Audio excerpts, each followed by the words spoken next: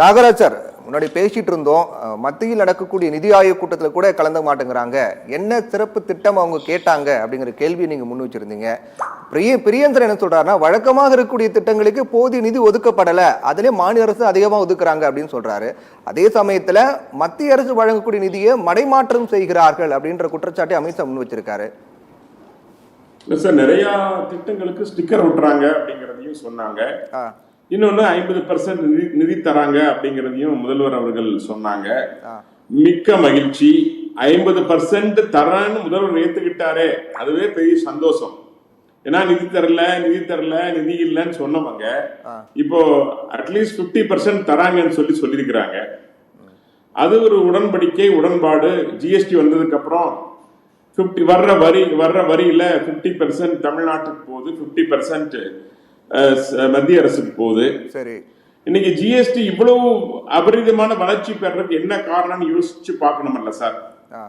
இன்னைக்கு இவ்வளவு ஜிஎஸ்டி கொண்டு வந்ததுக்கு அப்புறம், ஜிஎஸ்டி வருமானம் வர்றதுக்கு அப்புறம் அந்த எண்ணிக்கை அதிகமாக என்ன காரணம் கேட்டா, இந்தியாவுடைய மத்திய அரசுடைய மாண்புமிகு பாரத பிரதமர் நரேந்திர மோடியுடைய தொழில் கொள்கை. இன்னைக்கு இவ்வளவு சுயசார்பின் மூலமாக, பல்வேறு தொழிற்சாலைகள் அமைத்ததன் மூலமாக, இன்னைக்கு பல இடங்கள்ல உள்கட்டமைப்பை உருவாக்கியதன் மூலமாக, விண்வெளியில் பல சாதனைகள் புரிந்ததன் மூலமாக, நம்ம நாட்டிலேயே ராணுவ உற்பத்தி செய்வதன் மூலமாக, டிஜிட்டல் இந்தியா மூலமாக, இப்படி அருமையான திட்டங்கள் மூலமாக இன்னைக்கு இந்தியா பொருளாதாரத்தில் 5ஆம் இடத்திலிருந்து 4ஆம் இடத்துக்கு வந்திருக்கிறது. முதல்ல 10ஆம் இடத்தில் இருந்தது, பின்பு 5ஆம் இடத்துக்கு வந்தது, இப்பொழுது 4ஆம் இடத்துக்கு சென்றிருக்கிறது. ஜப்பானை பின்னுக்கு தள்ளி சென்றிருக்கிறது. பெருமைப்பட வேண்டிய விஷயம். விலைவாசி கட்டுப்பாட்டில் இருக்கிறது. இன்னைக்கு இந்த பெருமை இந்தியா நாட்டுனால கிடைக்கிற பெருமை உங்களுக்கு. இப்ப நீங்க பண்ற ப்ராடக்ட், தமிழ்நாட்டில் பண்ற ப்ராடக்ட் இங்க மட்டும் நீங்க விற்கல, இங்க இருந்து எல்லா மாநிலங்களுக்கும் போகுது. எல்லா மாநிலத்திலிருந்து வரி நீங்க பெறீங்க. நீங்க கோயம்புத்தூர்ல ப்ராடக்ட் செய்யறோம். நீங்க தமிழ்நாட்டை எடுத்தா ஒன்லி 4 மாவட்டங்கள் தான் அது அதிகமான ஜிடிபி கான்ட்ரிபியூஷன் இருக்கு. சரி, கோயம்புத்தூர், ஈரோடு, திருப்பூர், அந்த பக்கம் காஞ்சிபுரம், இது மாதிரி 4-5-6 மாவட்டங்களை சொல்லலாம். நீங்க இந்த 4-5 மாவட்டங்களுக்கு தான் நாங்க எதையும் செய்வோம், வேற மாவட்டங்களுக்கு தான் எதையும் செய்ய மாட்டேன்னு சொல்ல முடியுமா? இங்க உற்பத்தி ஆகிற பொருளை மற்ற மாவட்டங்களை வாங்குறதுனாலதான் இங்க உங்களுடைய சேல்ஸ் அதிகமாக. இல்ல இப்போ என்ன கேள்விதான் சார் நாகராஜ் சார், அமைச்சர் உள்துறை அமைச்சர் அமித்ஷா பேசும்போது, பிரதமர் மக்களுக்கு கொடுக்கக்கூடிய பணத்தை மடைமாற்றி மக்களுக்கு நன்மை நடக்காத அளவுக்கு பண்ணிட்டு இருக்காங்க அப்படின்னு சொல்றாங்க. அதுக்கு இது குறிப்பிட்டு சொல்லணும்னே, இப்ப இந்த திட்டத்துக்கு ஒரு நிதி ஒதுக்கப்பட்டது, ஆனால் அது மக்களுக்கு கொண்டு போய் சேரல, மக்களுக்கு சென்றடையில அப்படின்னு குறிப்பிட்டு சொல்லணும் இல்லையா? எதை குறிப்பிட்டு அவர் சொல்றாரு நீங்க சொல்ல வரீங்க சார்? முதல்ல நான் சொல்றது, முதல்ல கிசான் சம்மன் நிதி, விவசாயிகளுடைய அந்த நிதி கொடுத்தாங்க.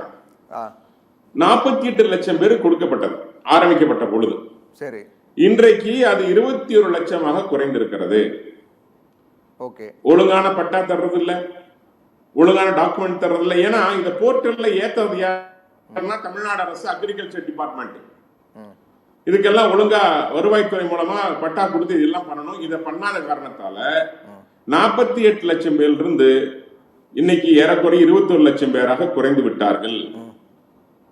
நேரடியா, அதாவது டைரக்டா ஃபண்டு, டிஜிட்டல் டிரான்ஸ்ஃபர் ஆகிட்டு இருந்த நிதி, விவசாயிகளுக்கு மிகப்பெரிய ஒரு வருமானத்தை தரக்கூடியதாக இருந்த கிசான் சம்மான் நிதி 24 லட்சம் பேருக்கு ஏறக்குறைய நிறுத்தப்பட்டிருக்கிறது என்பது வேதனைக்குரிய விஷயமா இல்லையா?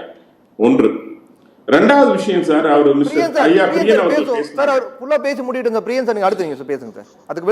நண்பர் பிரியன் அவர்கள் சொன்னாங்க, 100 நாள் வேலை வாய்ப்பு திட்டத்துல நிதி தர்றதில்ல. அதாவதுங்க, நீங்க சொன்னால் நம்ப வேண்டும். 2021-22 கொடுக்கப்பட்ட நிதி 9638 கோடி. 2022-23 9706 கோடி. 2023-24 12603 கோடி. 2024-25 இப்போ இதுவரைக்கும் கொடுத்தது 7391 கோடி. சரி, ஒரு விஷயம் என்னன்னா, இதுல 3 மாநிலங்களுக்கு வழங்கப்பட்டது. அதாவது மகாராஷ்டிரா, தெலுங்கானா, சத்தீஸ்கர், இந்த 3 மாநிலங்களுக்கும் வழங்கப்பட்ட ஒட்டுமொத்த தொகையை விட தமிழ்நாட்டுக்கு வழங்கப்பட்ட தொகை அதிகம். 39,339 கோடி வழங்கி இருக்கோம் சார். சரி, இதை நான் டேட்டாவோட பக்காவா கொடுத்திருக்கிறேன். இன்னும் சொல்றேன், ஒவ்வொரு மாநிலத்துக்கும் எவ்வளவு வழங்குறோம். உத்தரப்பிரதேசத்திற்கு இதை விட குறைவுதான், 36,000 கோடி தான் வழங்கிட்டு இருக்கோம். ராஜஸ்தானுக்கும் இதை விட குறைவுதான். ஆனா இங்க என்ன நடக்குது, அந்த 100 நாள் வேலை வாய்ப்பு திட்டம் யாருக்கு சென்று செல்ல வேண்டும்? திண்டுக்கல்ல அமைச்சர் ஐ பெரியசாமியுடைய தொகுதிக்கு மட்டும் அதிகமாக நிதி ஒதுக்கப்பட்டு வாக்கு வங்கிக்காக அது பயன்படுத்தப்படுகிறது. கோயம்புத்தூர்ல பல இண்டஸ்ட்ரியல் பேர்ல அந்த பணம் மாற்றப்பட்டு அவர்கள் பேர்ல வர வைக்கப்படுகிறது. வெளி மாவட்டங்களிலிருந்து வர்றவங்களுடைய பெயர்ல பணம் வர வைக்கப்பட்டு அவர்கள் பேர்ல இந்த பணம் மாற்றப்படுகிறது. ஊழல், முறைகேடு, இதனால இடையில நிறுத்தி வச்சோம். நிறைய கம்ப்ளைண்ட் வந்திருக்குங்க, நிறைய கம்ப்ளைண்ட் வந்திருக்கு. எனக்கு எதையுமே சிறப்பாக செய்யாத, ஊழல் இல்லாமல் வாழ முடியாத அரசு திமுக அரசு, திராவிட மாடல். இது 2 உதாரணம் சொல்லிட்டேன். இன்னும் உங்களுக்கு சொல்றேன், இன்னும் நிறைய இருக்கு, சொல்றேன் பாருங்க. கனிம வளக்கொள்ளை, இப்ப ஜிஎஸ்டி பத்தி நான் சொன்னேன். இங்க கனிம வளக்கொள்ளை எவ்வளவு நடக்குது, இன்னைக்கு எவ்வளவு வருமானம் அரசுக்கு. அதே போல டாஸ்மார்க்ல ஒரு டாஸ்மார்க் கடைக்கு 150 பாட்டில் போச்சு அப்படின்னா 100 பாட்டிலுக்கு தான் பில் போடுறாங்க. 50 பாட்டிலுக்கு பில் போடுறது இல்ல. அந்த வருமானம் அரசுக்கு வருவதில்லை, தமிழ்நாடு அரசுக்கு வருவதில்லை. சார் நீங்க இவ்வளவு பேசுறீங்களே, நீங்க 25 lakhs ஜிடிபி, தமிழ்நாட்டுடைய ஜிடிபி மார்த்தடிக்கிறீங்க. நீங்களே 99.6% நீங்களே கணக்கு போட்டு சொல்றீங்க. எந்த கம்பாரிசன் தெரியல, நீங்களே பேசுவோம் சார். சரி, இவ்வளவு சார், இவ்வளவு ஜிடிபி பண்ற நீங்க ஏன் சார் 4 லட்சம் கோடி கடன் வாங்குறீங்க? திறனற்ற நிர்வாகம். தமிழ்நாட்டுடைய இந்தியாவிலேயே அதிக கடன் வாங்கிய மாநிலம் எதுன்னா தமிழ்நாடு. சரி, அது எப்படி வாங்க முடிஞ்சது? ஜிஎஸ்டி மூலம் வருகின்ற வருவாய், நாங்க கொடுக்கிற வருவாய் கணக்கு காமிச்சு, உங்களுடைய ஜிடிபி எல்லாம் அதிகம் காமிச்சு, உங்களுக்கே கடன் வாங்குற தகுதியை கொடுத்தது நரேந்திர மோடி அவர்கள் தலைமையிலான அரசு. அதனால ஜிஎஸ்டி நீங்களா இருக்கலாம், இல்ல மாப்பிள்ள நீங்களா இருக்கலாம், ஆனா போட்டிருக்கிற சட்டை எங்களோடதுங்கிறத மறந்துடாதீங்க. சரி, நாகராஜ் சார், தமிழ்நாடு தமிழர்கள் அப்படின்னு வரும்போது பாஜக அரசு இரட்டை வேடம் போடுகிறது அப்படிங்கிற குற்றச்சாட்டை பிரியன் சார் முன் வச்சிருக்காரு. பொதுவாக இந்த செங்கோல், அதை தாண்டி இரும்பின் காலம், அதை தொடர்ந்து அதை பத்தி பேசும்போது அது தமிழகத்துக்கு மட்டும் பெருமை இல்லை, அது ஒட்டுமொத்த இந்தியாவுக்கு தானே பெருமை. அது அப்படி வரும்போது எதுக்காக மத்திய அரசுக்கு அதுக்கு முக்கியத்துவம் கொடுக்க மாட்டேங்கிறாங்க, போதிய ஆதாரம் இல்லை அப்படின்னு தட்டி கழிக்கிறாங்க? யாதும் ஊரே யாவரும் கேள்வி பேசுனதே பாரத பிரதமர் தான் சார், ஐநாவில் பேசினார் சார். யார் இவங்க தான் பேசியிருக்காங்களே. இவங்க நிர்மலா சீதாராமன் அவர்கள் ஒவ்வொரு முறையும் பட்ஜெட் தாக்கல் செய்யறப்ப தமிழ் குறித்து பேசாமல் அவர்கள் பேசியது இல்லைங்க. குஜராத்துடைய முதலமைச்சராக இருந்த பொழுதே திருக்குறளை குஜராத்தில் மொழிபெயர்த்த பெருமைக்குரியவர் நரேந்திர மோடி அவர்கள். தமிழ் மீது அவ்வளவு பற்றி எங்க போனாலும் பேசாத நாட்கள் கிடையாது. இல்ல, தமிழை பத்தி பேசுவதால் மட்டுமே அது பெருமையை எடுத்துக்க முடியாது இல்லையா? இப்போ இரும்பின் காலம் தமிழகத்தில் தொடங்கியிருக்கு அப்படின்னா அதை அது உண்மைப்படுத்தக்கூடிய வகையில் அதற்கான சாதகமான ஆதாரங்களை மத்திய அரசும் அதை கூட இருந்து முன்னிறுத்தி அது உதவி பண்ணலாம் இல்லையா? சார், கீழடியில் இருந்து எல்லா விஷயங்களிலிருந்து நான் உதவி பண்ணாம எங்க அவங்க செய்யறாங்க, எத்தனையோ சப்போர்ட் கொடுத்துட்டு இருக்கோம். ஆனா ஒரு விஷயம் என்னன்னா, இவங்க கொடுக்கிற விஷயங்கள், பல விஷயங்கள் ஒரு துறை ரீதியாக ஆய்வு செய்து அதோட ஆதாரங்களோட தான் ஏற்றுக்கொள்ள முடியும். நாள் ஒன்று பேசுறாரு முதலமைச்சர் பேசுறது பாத்தீங்கன்னா டெய்லி ஒரு ஸ்டேட்மெண்ட் வருது. சோ அதனால அதையெல்லாம் கேட்டுக்கொண்டு அது முறைப்படி அது போகும், சர்டிபிகேட் பண்ணுவாங்க. அதுக்கப்புறம் அது எங்களை விட இந்த தமிழ்நாட்டின் மீது பாஜகவின் விட அக்கறை கொள்கின்ற ஆட்கள் யாரும் கிடையாது. ஏன்னா இவங்க மதத்தை இழிவுபடுத்து போப்பாண்டவருக்கு வாழ்த்து சொல்றாங்க. இங்க இருக்கிற காஞ்சி காமகோடிகள் போன்றவங்க எல்லாம் ஆதீனங்கள் எல்லாம் பொறுப்பேற்றுக் கொண்டால் சொல்வதில்லை. ஒரு மதத்தை இழிவுபடுத்துவதில் உங்களுக்கு நம்பிக்கை யாரும் போய் கலாச்சாரம் பண்பாடு கொடுத்து காப்பாத்துறாங்க. ஒரு மொழி அழிப்பதே நீங்க ஒரு கலாச்சாரத்தை கேவலப்படுத்துவது தானே, நீங்க அதைத்தானே செஞ்சுட்டு இருக்கீங்க. சோ அதனால இவங்க எல்லாம் தமிழ் குறித்து சார் நான் ஒன்னே ஒண்ணு கேட்கிறேன். 1971 1973 நீங்க எடுத்து பாருங்க, இவங்க போட்ட தீர்மானங்கள் என்னென்ன?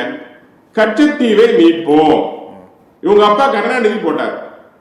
இன்னைக்கு முக ஸ்டாலின் அதே கச்சத்தீவை மீட்போம். இதுக்கு பல முறை பதில் சொல்லியாச்சு. மாநில அரசு இந்தியாவே ஒரு பகுதி முதல்ல அதுக்கு பதில் பேச விடுங்க. இல்ல, இல்ல. பேச விடுங்க. அடுத்து ஒரு நீங்க தான் மாநில அரசு பேசுங்க. நினைச்சா அடுத்து நீங்க எப்படி தான் இந்தியாவை பேசுங்க. கொண்டு முடிக்கட்டும், போக முடியும்? அடுத்து நீங்க தான் பேசுங்க. நான் என்ன பேசி பேச்சு, முடிக்கிறேன். அபத்தமான இல்ல, பேச்சு. ஃபுல்லா பேசி நான் முடிக்கிறதா? இதே போய் எத்தனை வருஷம் சொல்லுங்க? டைம் இல்ல சார், ஃபுல்லா பொய் சொல்ல பேசி- allow பண்ண முடியாது. நீங்க பதில நீங்க நியாயமா நீங்க பதில் வேணும். சொல்லுங்க. பதில் சொல்றது என்ன? பதில் சொல்றது என்ன? சொல்லுங்க. கொடுத்ததை பதில் நியாயமா? முடியும். எப்படியா கொடுக்க முடியும்? சரி, யார் பதில் முதலமைச்சர் கொடுக்க சார், முடியும்? 74 யார் முதலமைச்சர். இது இல்லாத மாதிரி பேச்சு சார், ஒரு கொடுத்ததை நிமிஷம் சொல்ல சார். முடியும். நான் கேக்குறேன். ஒரு நிமிஷம் நாகராஜ் சார் முடிக்கட்டும், அடுத்து ஒரு நீங்க. மாநில அரசு எப்படி ஒரே கொடுக்க நிமிஷம், ஒரு முடியும்? நிமிஷம் மாநில கொடுங்க. அரசு ஒரு கொடுக்க நிமிஷம் முடியாதுங்க. மாநில அரசு தான் கொடுத்துச்சு. ஒரே நிமிடம். ஒரு நாகராஜ் சார், பேசுறது நாகராஜ் ஏதாவது சார். பேசுறேன். நாகராஜ் சார். சார் விஞ்ஞான ரீதியா ஊழல் பண்ணாங்க. ஊழலை பத்தி பேசுறதுக்கு ஊழல் சொல்லியாச்சு. வைக்கப்பட்டது. திரும்ப அதையே பேசுறாரு அவரு. சப்ஜெக்ட் உள்ள பேச சொல்லுங்க. எப்படி நியாயம்? மதிவாணன் இல்ல, இல்ல, மதிவாணன், நாகராஜ் வந்து நீங்க- முதல்ல எல்லாத்துக்கும் குற்றச்சாட்டு பதில் சொல்லியாச்சு. திரும்ப வந்து என்ன நீங்க பேசுறாரு? பதில் சொல்லுங்க. அவர் பேசி முடிச்ச பிறகு பதில் சொல்லுங்க. வேற ஒண்ணும் இல்ல. ஒரே நிமிஷம், ஒரு நிமிஷம் பொறுமையா. லாஜிக்கலா பதில் ஒரு சொல்லுங்க. நிமிஷம் பொறுமையா இருங்க. அவ்வளவு பெரிய அவர் சொல்லி முடிக்கட்டும். ஒரு நிமிஷம் பொறுமையா. பொய்யா மட்டுமே பேசிட்டு இருக்காரு அவரு. சோ ஆரம்பிச்சல இருந்து சரி சரி நாகராஜ் சார், நீங்க சொல்லி முடிங்க சார். சார் நீங்க இந்தி எதிர்ப்பு அப்படின்னு தீர்மானம் போட்டாங்க 1971 73 1949 இருந்து இன்னைக்கு அதே தீர்மானம். மாநில சுயாட்சி எத்தனை வருஷம் மாநில தெரிஞ்சிருந்தா சுயாட்சி அதே தீர்மானம் தானே போட முடியும்? அப்படின்னு தீர்மானம் போட்டாங்க. இல்ல, இல்ல, பிரச்சனை தீரலைனா சரி. அதே தீர்மானம் தானே போட முடியும். புதுசு புதுசா பிரச்சனை சார், உருவாக்குனா 18 வருஷம். போட தானே முடியும். இதானே கேள்வி பதில். இது என்ன கேள்வி இது? நான் என்ன கேக்குறேன், தமிழுக்கு என்ன செஞ்சீங்க அதை சொல்லுங்க. தமிழுக்கு என்ன செஞ்சீங்க சொல்ல சொல்லுங்க சார். அதான் சொல்றேன் சார், அதான் அது என்ன சொல்றேன். சொல்றாரு? தமிழுக்கு என்ன பண்றது பொய் பொய்யா சொல்றேன். சொல்றீங்க. என்ன செஞ்சாரு? தமிழுக்கு என்ன பண்றதா சொல்றேன். பொது வெளியில மக்கள் பாக்குறாங்க. பாருங்க 18 வருஷம் காங்கிரஸ் ஆட்சியை தூக்கி திரும்பவும் பாருங்க. பிடிச்சிருக்கீங்க. இந்த 11 வருஷத்துல நீங்க காங்கிரஸ் என்ன ஆட்சி அமைதியா முடிக்கல சார். ஏன் நடத்தல? ஒரே நிமிஷம் சார். மாநில சுயாட்சி ஏன் கேட்கல? ஏன்னா அன்னைக்கு பிரச்சனை வரல. பிஜேபி வந்தோட பிரச்சனை வருது. சரி நாகராஜ் சார், சரிங்க சார், உங்களுக்கு இறுதியாக கருத்தை நான் சார், எடுத்துக்கிறேன். பேச முடியும் விடுங்க சார். என்ன பேச விடுங்க சார். நீங்க என்ன நான் பதில் சொல்றேன்ல. சரி, சுருக்கமா 18 வருஷம் ஆட்சியில் இருந்தீங்கல்ல. 16 வருஷம் சார், ஒரு நான் கேட்டது, நிமிஷம் நேரம் இல்ல சார். 16 வருஷம் நீங்க ஒரு என்ன நிமிஷம் அமைதியா இருங்க சார். ஒரு நிமிஷம் அமைதியா இல்ல. இருங்க. தூக்கியில ஊழல் பண்ணீங்கல்ல. இல்ல ஊழலை பத்தி பேசாதீங்கன்னு இப்பதான் சொன்னேன்.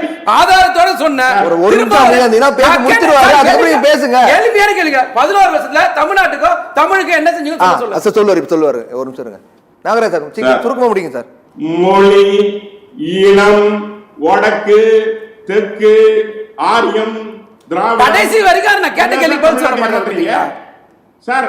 தமிழ்நாட்டுல தமிழ் மொழியில பாடங்களை நீங்க சொல்லி தரீங்களா? அதை சொல்லுங்க சார் முதல்ல. சரி, ஓகே, சரிங்க சார். சரி, இந்த கேள்வி பதில் சொல்லுவார்.